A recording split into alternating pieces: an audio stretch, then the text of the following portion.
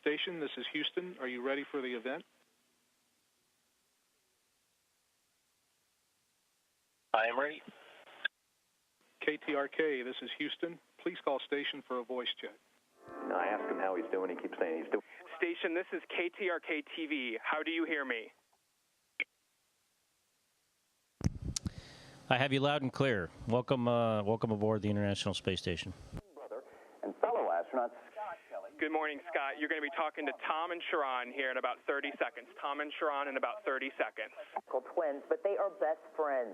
Scott Kelly is currently the commander on board the International Space Station, and during this entire ordeal, he's been on board the ISS in orbit some 220 miles above the Earth. And it's a rare opportunity to talk to anyone on board the space station live. This morning, we are. Scott Kelly joins us now live from outer space to talk about the progress his sister-in-law is making. And Scott, good morning. The progress that Gabby is making seems to defy the odds. That has got to lift your spirits. Yeah, it's really good news. Every time I talk to my brother, it seems like she's making really small steps, which I think in this type of injury is really, really critical. And looking, we're all optimistic about her outcome. Scott, when was the last time you had a chance to talk to your brother? And just from the impression you're getting from him, how do you think he's coping with all of this? I actually, I probably talk to him at least twice a day, in the morning when I get up and then right before I go to sleep. And so I spoke to him actually this morning. And I think he's coping as well as you can in this type of situation. Certainly it's, it's very, very difficult, but I think he's doing as best as good as you could expect anyone to do.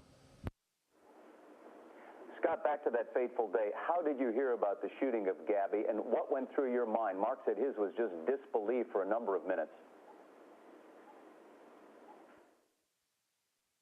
Well, I got a call from the control center in Houston that the chief of the astronaut office, Peggy Whitson, was going to give me a call in a few minutes on a private space-to-ground channel.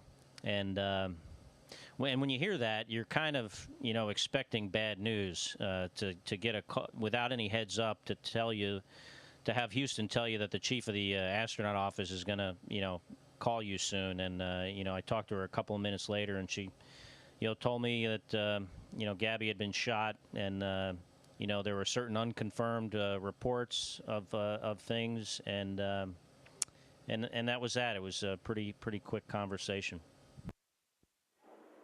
Now, when you started getting those first initial reports, had you heard, like some people initially had, that she had died? And what was your first reaction when you may or may not have heard that?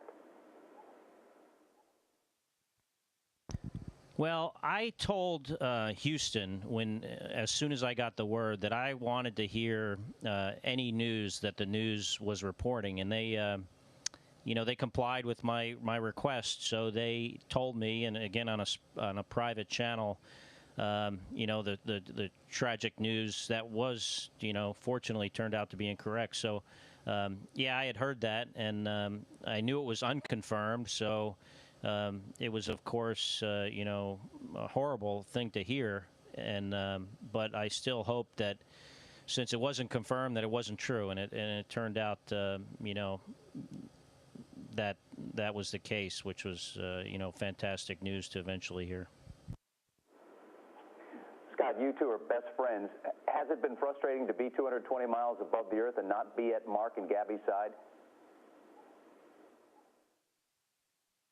Well, certainly, Tom, I would prefer to be there with Gabby and my brother and other friends and family, but I don't get easily frustrated, and I recognize that the best thing I can do in my situation, which is here on the space station, is to just continue to do my job, do it as best as I know how, and then to support my brother in how I can support him from here, and other friends and family which is, frequent phone calls. I call him often. I call my kids more often than I was able to talk to them.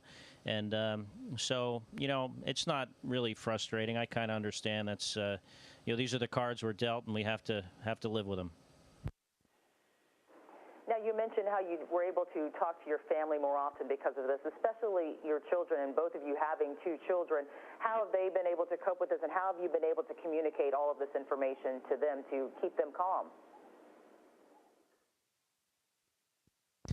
Well, they were certainly very, very upset when they had thought Gabby had died, and they were still upset, of course, just from the fact that she was shot and is going to have a long recovery.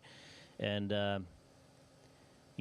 so I talk to them often, and, kids, fortunately, I think are somewhat, more resilient in a lot of ways than adults. And, they're doing better, and, they certainly care for her and, are upset about it, but I think they'll be okay. NASA, Scott, as you know, has named a backup commander for STS-134, but knowing your brother, knowing Gabby, do you think Mark will be on that mission? I don't know. It's possible, and it's also possible that he might not be. It's a decision that he'll make in consultation with the astronaut office and other folks at NASA, and there are a lot of things to consider, but I think he'll make the right decision, and I think he'll also weigh what Gabby would want in this scenario, and I think we'll know something about that in a couple of weeks, within a few weeks from now. And we can only imagine just how difficult this probably is for you to try to cope being so far away, as you've mentioned, and trying to continue your training and all of that. Can you give us any idea on just how NASA may have helped to prepare you for all of the training that you've been doing, but prepare you for something like this? Well, we have, prior to flight, we have training in how to cope with these kind of situations, and although you hope never to experience one, we have had something like this. We have had people experience death of family members and such in the past. So I think the training helps with that, and there's a lot of avenues for communication, not only with your friends and family, but we have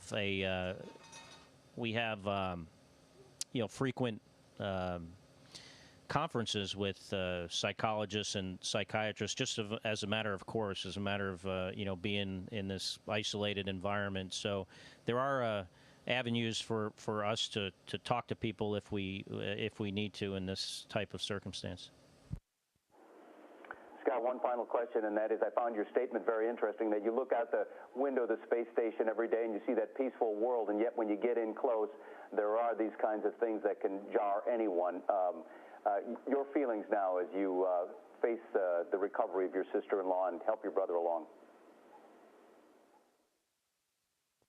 It's like I said, it's a horrible tragedy. It's definitely, it's definitely been sad. A little bit of anger, but I think in time people get over that. What I would like to try to focus on, the more of the positive things, and maybe give a little bit of positive advice. And what we do here in space is incredibly challenging, and our country faces a lot of challenges. And the way we deal with challenges in this kind of environment, doing things that are very, very difficult, is through teamwork. And I'd like to see maybe more teamwork,